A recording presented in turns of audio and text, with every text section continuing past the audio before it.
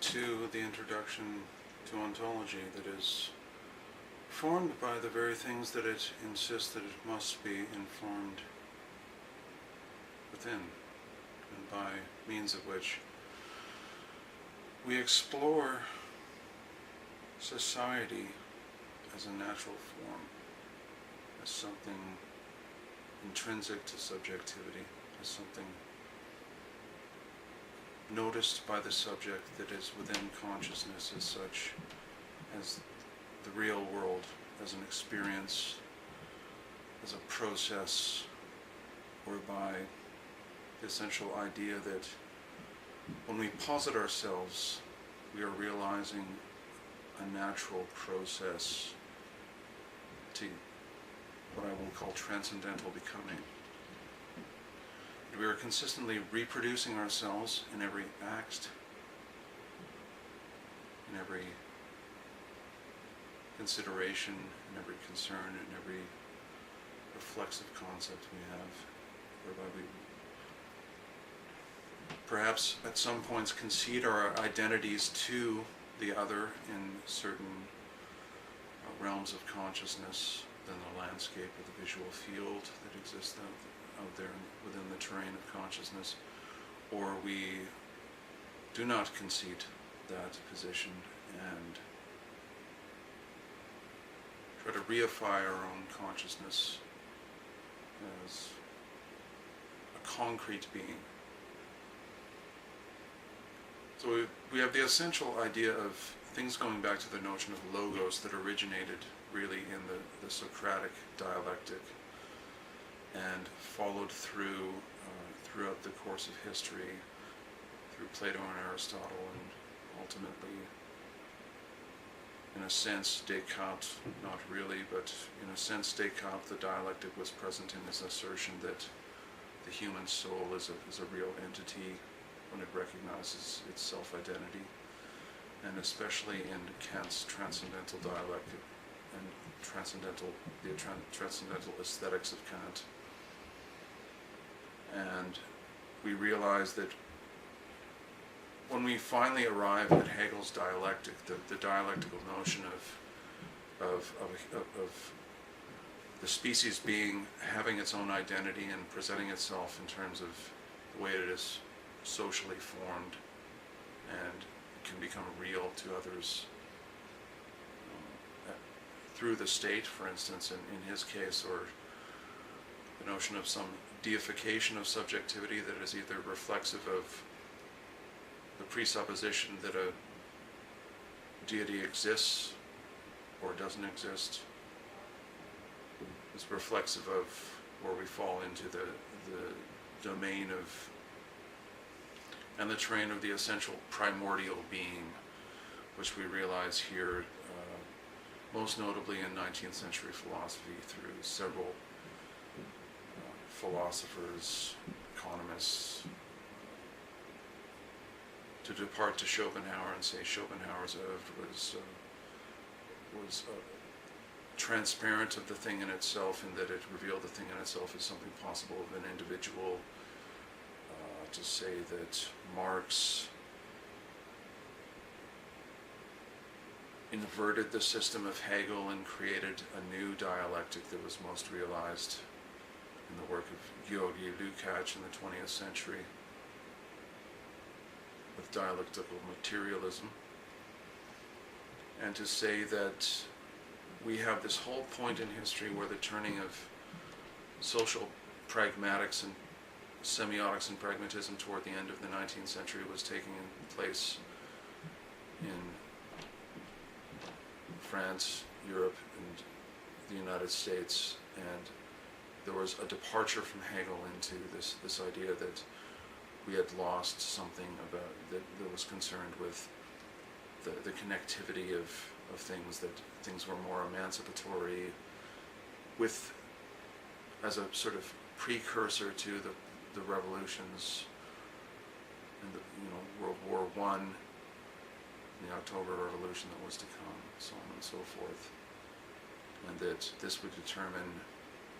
really the face of the ontology as it is bracketed within a framework that allows us to either decide between whether or not we are aesthetically composed as subjects, or whether we are sort of socially and politically and economically battling for our positions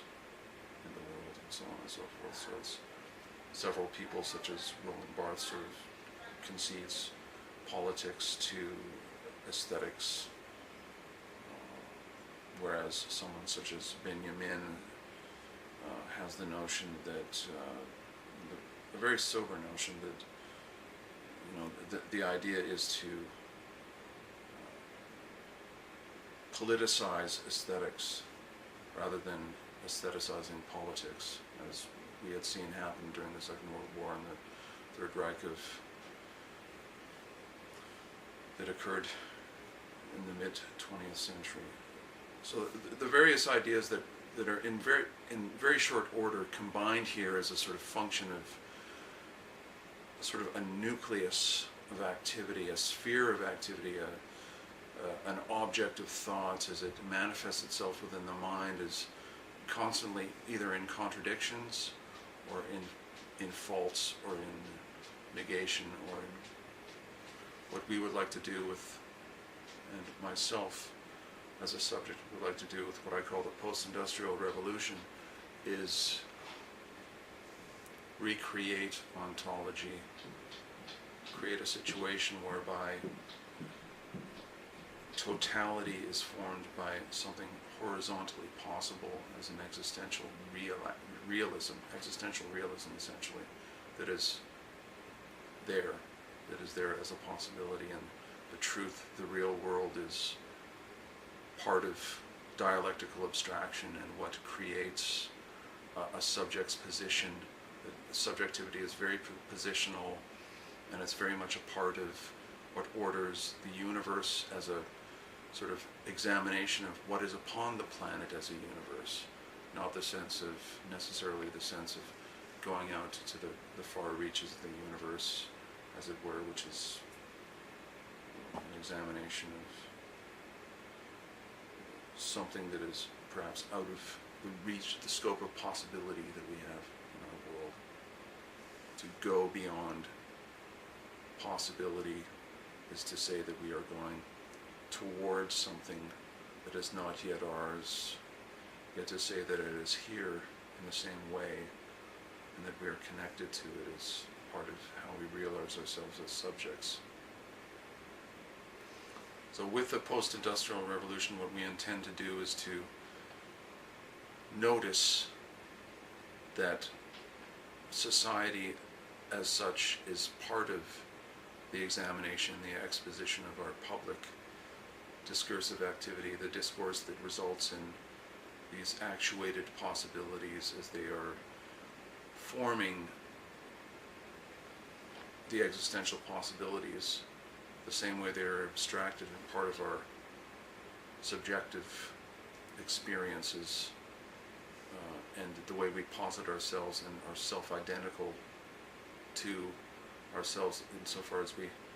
project upon the other what we are and realize ourselves in the world as such. And the identities that are limits upon us are the same ones that conclusively become part of the notion that we are either flawed individuals, essentially sort of negate ourselves as beings, or we reproduce ourselves. And it's either a function of whether or not we decide to become purely aesthetic creatures or purely political creatures, or combine the two of them in terms of the way we are signified to the other and how we expose ourselves publicly, rationally, and socially, with some imperative toward a political instantiation that is not only dialectical, but is provisional of human experience and existential possibility.